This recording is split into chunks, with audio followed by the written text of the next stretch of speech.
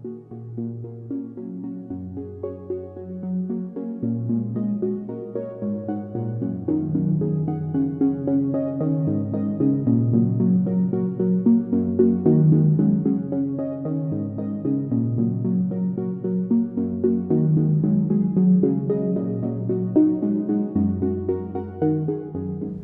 Stephen Lyman. I'm the co-author of The Complete Guide to Japanese Drinks. I live in Fukuoka, Japan most of the year, although I spend a fair amount of time in New York City.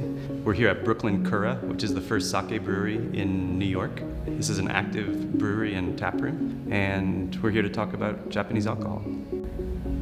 The history of alcohol in Japan is really as old as Japan itself. Even before rice cultivation reached Japan from China, the Japanese indigenous people were making alcohol. The book is broken into two sections. One is Washu, or Japanese alcohol traditions, and the other is Yoshu, or Western alcohol traditions. Sake, shochu, awamori, and umeshu have all been parts of Japanese drinking culture for centuries. But the Western-style alcohols really weren't introduced until Commodore Perry opened Japan in the 1800s. And he actually brought 2 barrels of whiskey as a gift for the emperor. That whiskey never made it to the palace, but there were a lot of happy samurai. Unfortunately, when he left, the Japanese didn't know how to make whiskey. So they were making fake whiskeys using food colorings and things like that. But a young chemist named Masataka Taketsuru went to Scotland to learn how to make whiskey. He came back and established both Suntory and Nikko whiskey, which are 2 of the largest whiskey makers in Japan now. And they're now winning international awards for their single malts.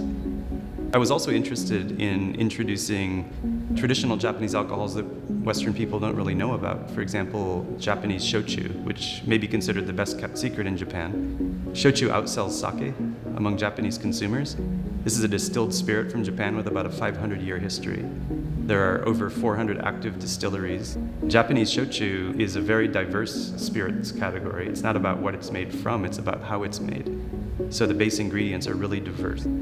Perhaps even more interesting is shochu's older and more obscure cousin, Okinawan awamori, is primarily made with Thai rice and an ancient mold. It's a very, very traditional drink, and it's aged in clay pots. Rumor has it before World War II there were awamori aging for up to 200 years, which unfortunately were destroyed during some of the battles of Okinawa.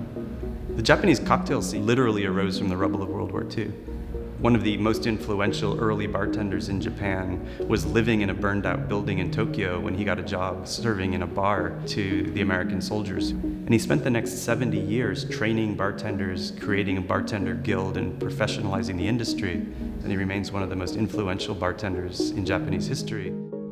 So I really hope readers of this book can learn all about Japanese alcohol traditions, history, culture, drinking styles, and hopefully learn something new about some of the indigenous alcohol styles such as shochu and awamori.